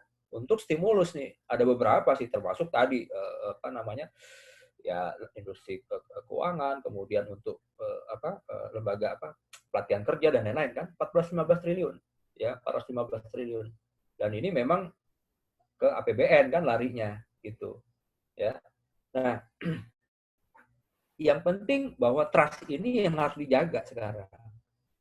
Jadi pemerintah ini melakukan tindakan-tindakan apa, ini kan masyarakat menilai, kemudian siapapun akan melihat ya. Seperti Amerika aja, mereka menyuntik Trump itu 2 miliar, kita itu 2 kali PDB kita. PDB kita kan sekitar 15.000 triliun. Ya 15 triliun 1.000 miliar ya. 1.000 miliar itu sekitar 2 miliar dolar kalau nggak salah. 2 kali PDB kita Amerika terakhir Trump nyuntik. Ya, itu sama ya untuk bantu masyarakat gitu. Nah, tindakan-tindakan inilah ya. Tapi kan permasalahannya sampai kapan gitu ya. Nggak bisa kita akan lasting forever gitu. Until end this year aja udah berat. Apalagi sekarang pajak juga relaksasi. Ya, relaksasi pajak, jangan salah. Pendapatan terbesar kita ini dari pajak yang pertama, di luar migas. Nah, sekarang aja pajak udah banyak keringanan kemarin kan, industri tertentu mereka sudah kayak ada tax holiday. Nah, ada sumber kita dari situ yang utama. Nah, ini kan menjadi sirkular ya. Kalau kita bicara makroekonomi ini berputar, satu bermasalah dampaknya ya amputasi yang sini kan gitu. Ya kalau enggak. Nah, tapi kan kita harapkan makanya perbaikannya dulu sektor-sektor tertentu yang memang menjadi supporting, underlying gitu ya, supaya bisa hidup. Makanya ini kan dibuka. New normal itu artinya apa sih? Yuk kita berdamai dalam konteks ya, kita ya virus ini kayak flu aja, semua juga akhirnya orang, bahkan di beberapa negara kayak Swedia mereka udah pakai herd immunity, orang didiemin aja biar imun gitu, kayak akhirnya influenza gitu ya. Tahun berapa Amerika juga wabah flu itu ribuan orang yang mati ya, tapi akhirnya lambat laun kan akhirnya orang menjadi imun dan bahkan obatnya akhirnya ketemu kan gitu. Nah ini akan dimulai karena nggak mungkin ya. Jadi kalau gini, saya juga ada waktu itu video beredar orang bicara, nggak perlu lockdown, nggak perlu ekonomi. Saya bilang ternyata yang ngomong bukan ekonom gitu. Waduh, kamu nggak ngerti ekonomi, jangan ngomong ekonomi, bukan domainmu gitu ya. Nggak bisa ekonomi dianggap enteng. Sekarang aja kita nggak fully lockdown, masih parsial boleh dibilang. PSBB ini parsial. Gojek boleh jalan gini. Kalau fully lockdown, orang benar-benar dikurung kayak di Wuhan. Benar-benar mati ekonomi kita nih. Ya mungkin udah minus sekarang gitu. Jadi kalau kita bilang bahwa bisa enggak, tergantung. Makanya upaya-upaya pemerintah kayak ada stimulus 415 triliun, kemudian action tadi. Ya kepercayaan investor juga sekarang mulai ya, pelan-pelan lah ya. Dolar itu bisa bertahan, bahkan kita nggak inflasi itu udah bagus banget. Bahkan deflasi. Ya, karena inflasi itu dampaknya inflasi kalau kita bicara dalam makroekonomi, ini ke nilai tukar juga, exchange rate juga gitu Mbak. Ya, inflasi ini akan pengaruh, nilai tukar kita akan drop juga ya, depresiasi. Nah, jadi sekarang memang nggak bisa secara kita melakukan tiba-tiba nggak bisa, gradual satu-satu ya. Dan yang penting masyarakat ini trust dulu ya. Mereka nggak rush saja lembaga keuangan ini. Karena sekuat apapun, no matter what the bank is, ya segede apapun, ini kalau diambil bareng-bareng ya bubar juga banknya. Bank ini kan masih survive karena orang nariknya gantian kan begitu. Ya kan? Gimana kalau bareng-bareng ya likuiditasnya hancur kan gitu. Ya mudah-mudahan nggak terjadi lah. Saya yakin insya Allah nggak. Gitu ya. Nah kemudian pertanyaannya lagi adalah industri apa yang akan berpotensi. Nah kalau growth-nya ini makin turun, ini kan saya bicara di lembaga keuangan sebenarnya. Ya, jadi kalau kita bicara ini di sini ya, kalau kita bicara ini ya mungkin loser-nya akan nambah barangkali. Ya, kalau growth-nya turun ya berarti PDB kita minus. Kalau PDB minus berarti PDB minus berarti kan jasa kita nggak ada produk sekali. Ya ini akan bertambah ya. Tapi kalau mungkin ini bisa tetap ada kesehatan, mungkin turun ya. Tapi yang potensial menjadi loser kita nggak tahu. Ini kalau oil and gas ini kan masih di tengah-tengah. Ini mungkin bisa totally ke sini bisa kan gitu. Karena sekarang orang kan yang ngapain juga keluar juga enggak. Ya konsumsi BBM juga. Bahkan kemarin harga minyak dunia udah minus kan? Ya kan? Kenapa? Biaya operasionalnya udah di atas dari harga jualnya. Ya. Dan ini benar-benar memukul juga industri minyak gitu. Agriculture saya rasa ini akan tetap primadona ya, yang kayak gini-gini ya. E-commerce mungkin akan terdampak karena orang udah makin demand-nya berkurang. Ya e-commerce berhubungan dengan barang-barang yang tidak primer ya. Ya sekunder ngapain juga saya mau hari ini saya ganti handphone ntar dulu lah. Nggak butuh-butuh amat kan gitu ya. Jadi bikin orang makin membedakan antara needs dan want ya. Ya kalau cuman want nanti aja, kecuali needs harus handphonenya rusak. Nah, saya kerja pakai HP mungkin ya. Nah, kira-kira itu Mbak Vero jawaban saya. Ada masukan? Ya oke Pak. Jadi intinya pemerintah jangan sampai minus lah ya. Lagi dibangun kepercayaannya juga ya Pak ya. Ya sebenarnya itu kan upaya, makanya worst case-nya kan tetap disampaikan. Tapi menurut saya kan tidak hanya Indonesia, hampir seluruh dunia kan. Tadi mana saya bilang plus itu cuma 3 loh prediksinya termasuk kita. Nah itu prediksi, bisa iya bisa enggak. Masyarakat juga lihat kan secara dunia. Ya, kalau dulu krisis 98 itu kan beda, ya hanya negara-negara Asia Tenggara aja. Dan Singapura recovery-nya cepat, kita yang paling lama gitu ngomongnya. Nah ini tambah kepercayaan orang, udah gitu IMF masuk, IMF itu salah. Ya resepnya buat semua penyakit, kan begitu. Satu resep untuk penyakit pusing juga, penyakit pegel-pegel juga, ya nggak bisa. Kondisi tiap negara beda-beda ya Pak. Ya nggak sama. Makanya kita kan sekarang prefernya Indonesia pakai surat hutang. Kita kan nggak pakai lembaga donor lagi. Karena pengalaman dengan IMF itu kasusnya. Gitu loh. Ya mudah-mudahan lah pemerintah tetap do the best, sehingga confidence level masyarakat tetap oke gitu ya. Sehingga ini kan saling support. Ya. Tapi memang government harus melakukan yang terbaik juga. Gitu. Oke, Pak. Terima kasih Pak Roy. Oke, sama-sama Mbak Vero. Ya. Mas Probo ya? Ya. Mas Probonya udah on belum nih? Mas Probo kok ditinggal? Tadi saya chat tapi belum confirm, Pak. Kang. Bagaimana perusahaan bisa survive? Sebenarnya udah menjawab juga sih tadi ya. Kalau menurut saya sih ya bisa survive. Artinya ya sekarang lebih skala prioritas lah untuk spendingnya ya. Ya kayak di kita juga contohnya di tempat saya di fintech juga kita sekarang untuk survive juga dalam penyaluran tetap kita kredit konsumer ada, cuman kita sangat selektif ya. Saya udah pesen ya ke teman-teman juga di operasional lebih selektif dalam rangka melakukan analisa big datanya ya. Kenapa kita minimal yang lainnya juga gitu sekarang wait and see aja, karena perusahaan juga sekarang bilang kalau di industri 6 Juni ya maksimal ya, mereka nggak bisa bertahan lagi. Yang saya dengar gitu dari industri. Nah, makanya pemerintah harus stimulus ekonominya harus segera digerakkan. Ya, Juni ini bisa bergerak pelan-pelan, gradual, nggak bisa langsung booming besar gitu juga kayaknya susah. Mungkin itu kalau Mas Probonya ada. Oke, nanti sambil kita tunggu ya Kang Roy ya, barangkali aktif ada tanggapan. Nah ini tadi di chat ada tanggapan dari Mas Sumarsono juga Ibu Emilia.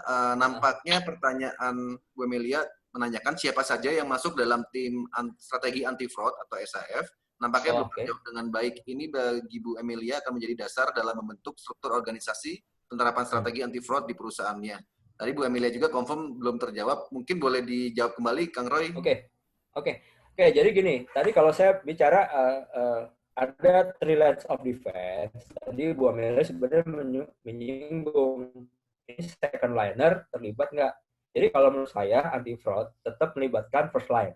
Ya, first line of defense siapa? Business unit, ya. Karena kalau tadi saya punya data fraud di sini, ya, ini kan melibatkan banyak dari internal, ya. Nah, ini. Jadi kalau melihat data fraud di sini, ini melibatkan internal.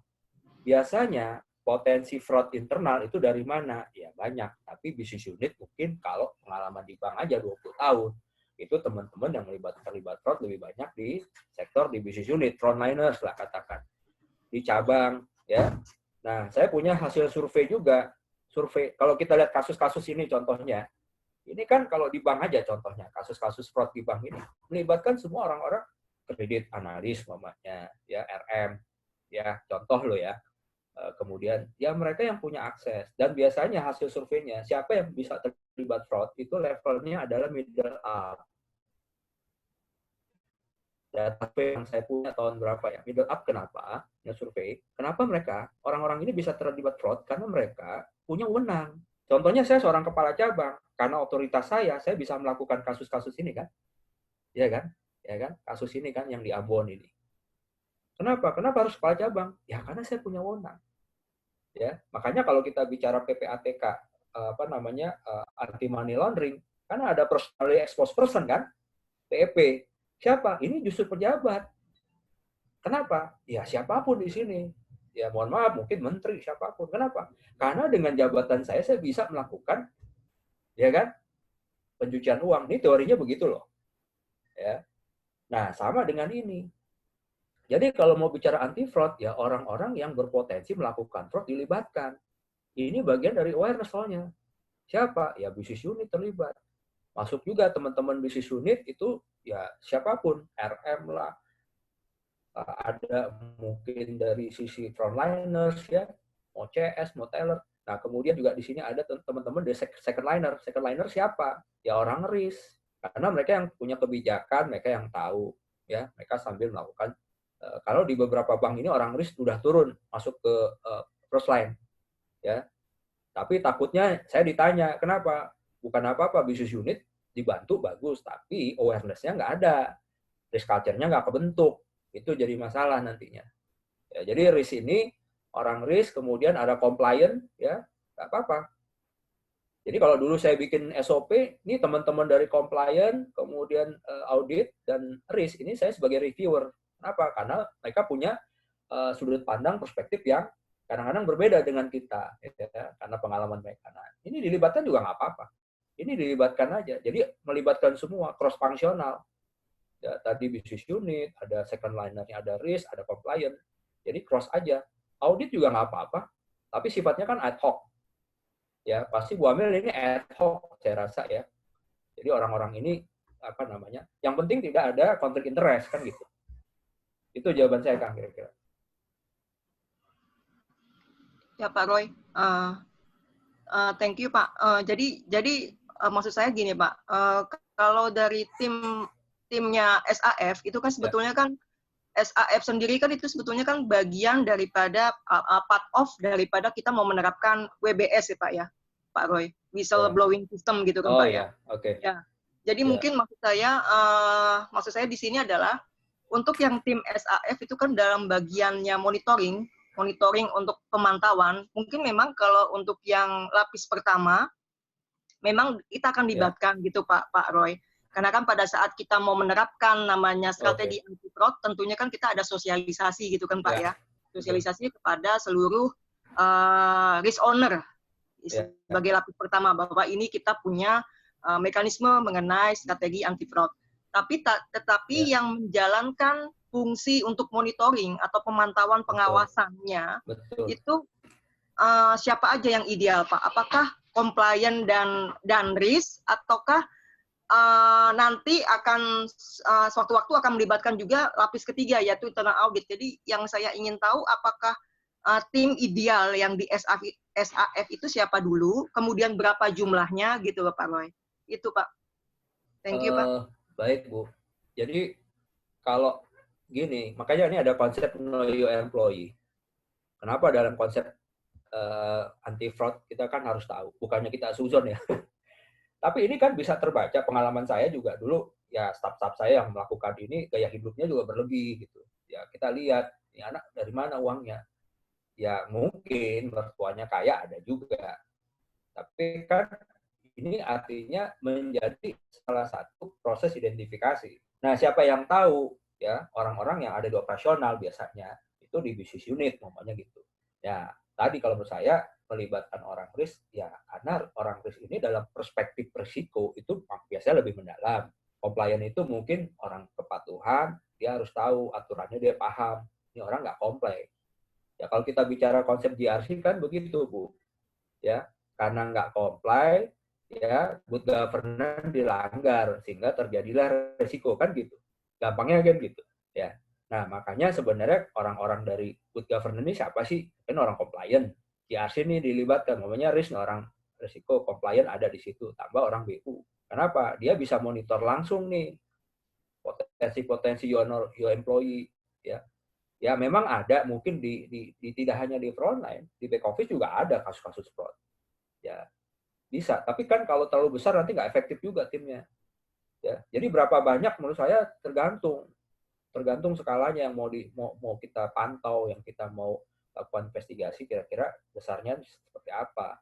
Nah mungkin mau dibagi skalanya per cabang atau di masing-masing KCP ada, ya. Mungkin karena kita KCP yang kasus fraud ini kan kasusnya KCP nih, ya itu juga banyak.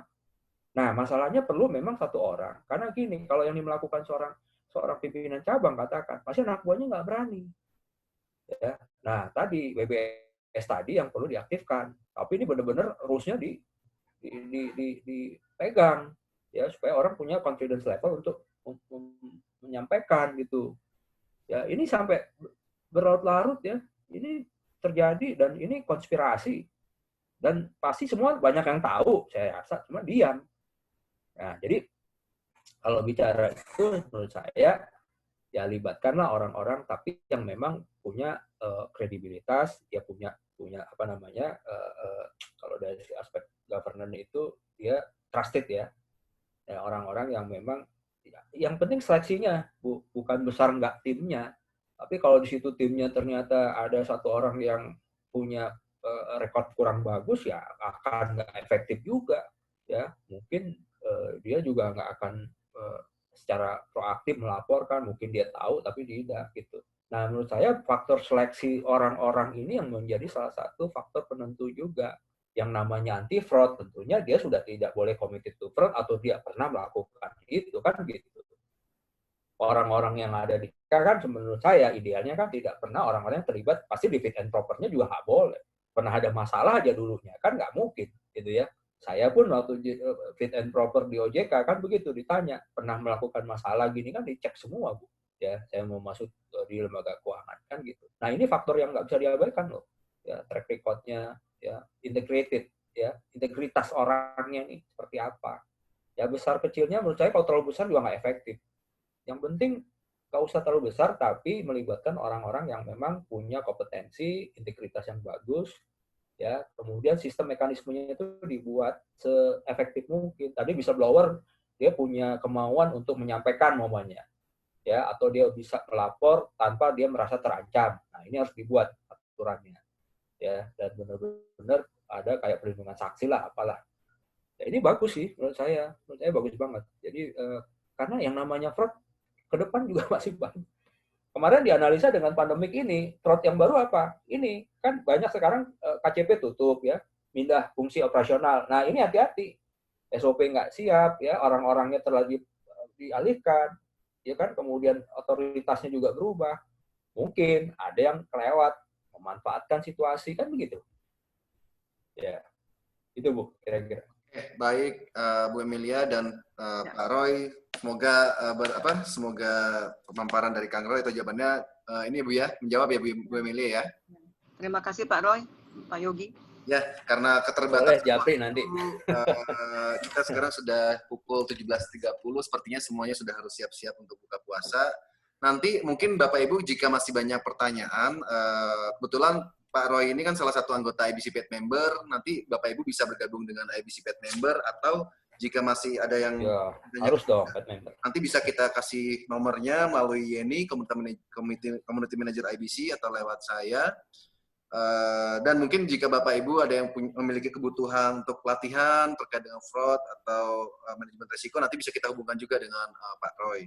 Seperti itu. Siap. Jangan lupa juga buat Bapak Ibu yang belum bergabung menjadi anggota IBC Pet Member, bisa hubungin Yeni atau saya, nanti kita akan undang, karena setiap minggunya kita akan hadirkan beberapa network dari IBC. Kita punya beberapa network direktur level yang masih aktif, maupun beberapa CEO dari fintech yang akan kita undang untuk sharing session.